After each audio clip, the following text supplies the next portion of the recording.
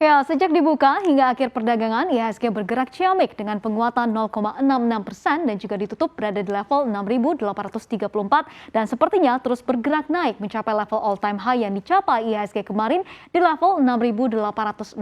Dan lagi-lagi, bursa saham domestik ini kebanjiran inflow dari dana asing, di mana data perdagangan mencatat investor asing melakukan net foreign buy yang jumbo sebesar 1,39 triliun rupiah di pasar reguler hari ini setelah kemarin asing juga membukukan beli bersih hingga mencapai 1 triliun rupiah pada hari ini. Dan menarik untuk kita cermati di tengah sentimen buruk yang terus berdatangan seperti kenaikan level dari PPKM Jawa Bali akibat kasus COVID-19 yang sudah berada di kisaran 30-an ribu kasus saat ini, CADEV yang turun hingga kenaikan suku bunga di Amerika Serikat ini tampaknya tidak mampu untuk menggerek ke bawah pasar kita yang bisa kita katakan tengah amat sangat bergairah saat ini. Dan rally IHSG juga terjadi di tengah pergerakan bursa Asia yang kompak menguat, dipimpin oleh indeks Hang Seng Hong Kong yang melesat bahkan mencapai 1,97%,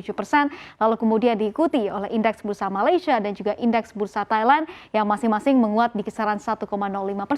dan juga 0,97%. Jadi bisa kita acungi jempol begitu ya untuk perdagangan atau IHSG kita di hari ini. Nah, kemudian kita lihat seperti apa pergerakan dari IHSG secara sektoralnya. Kita lihat hanya ada 3 sektor yang melemah di sini, sementara kalau kita lihat untuk penguatannya begitu ya, ini diutamakan oleh transportasi dan juga logistik, di mana hari ini sektor transportasi ini menguat hingga mencapai 4,01%, lalu kemudian ada bahan baku yang juga menguat 0,93%, perindustrian juga ditutup di zona hijau dengan penguatan 0,93%, lalu kemudian ada finansial ya, penopang dari IHSG kita yang menguat di 0,56%, sementara kalau kita lihat ada 3 sektor yang ditutup melemah yakni teknologi 0,19% koreksi, properti dan real estate juga demikian 0,33% dan juga consumer non-primer juga ditutup di zona merah dengan pelemahan hampir mencapai 1%, 0,92%.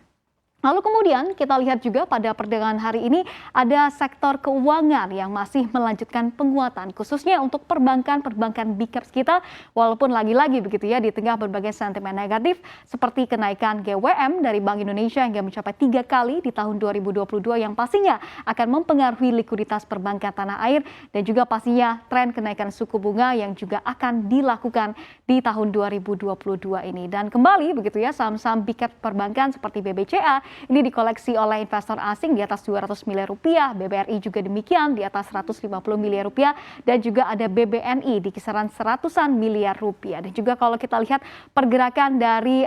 saham-saham big cap perbankan di bursa saham kita ini sangat ciamik sekali begitu ya. Hari ini dipimpin oleh Bank Sentral Asia atau BBCA dengan penguatan 2,27%, lalu kemudian ada BTN di sini, Bank Tabungan Negara 1,43%, lalu kemudian ada juga BBNI yang juga menguat di kisaran 1,33%. Nah, selanjutnya dari perbankan kita ke sektor energi yang juga ciamik begitu ya pergerakannya di hari ini. Di tengah kita ketahui rally-nya harga batu bara selama 5 hari perdagangan beruntun dan juga saat ini ada di level $224 Amerika Serikat per ton. Yang berarti selama 5 hari saja harga batu bara ini sudah naik di kisaran 16%.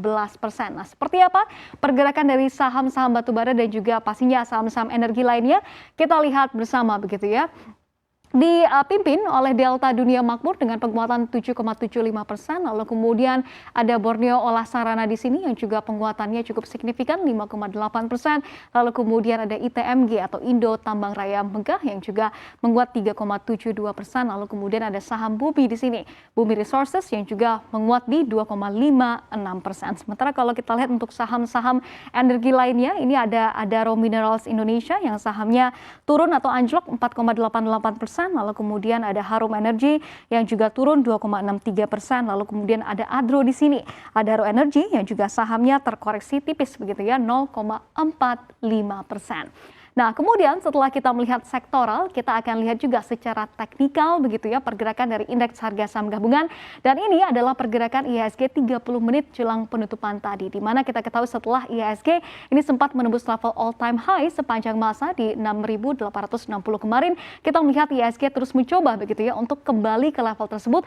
untuk pastinya melanjutkan tren penguatan dan juga menguji level-level selanjutnya. Nah, jika kita melihat pergerakan rata-rata IHSG ini juga masih berada di atas moving average 5 hari dan juga 20 hari begitu ya, yang menandakan saat ini indeks harga saham gabungan kita masih dalam fase yang bisa kita katakan sangat uptrend begitu ya. Dan juga pergerakan dari IHSG ini juga dilihat dengan indikator teknikal lainnya yakni Relative Strength Index atau RSI yang juga mengukur momentum di mana RSI ini cenderung turun setelah sempat berada di area hampir mendekati overbought pada sesi 1 pada perdagangan hari ini dan juga jelang penutupan ini berada di angka 65 yang menandakan belum terjadi yang namanya overbought di pasar saham kita. Nah, pastinya pertanyaan yang ada di benak kita semua ini adalah where is IHSG heading next setelah mencapai all time high sepanjang masa kemarin.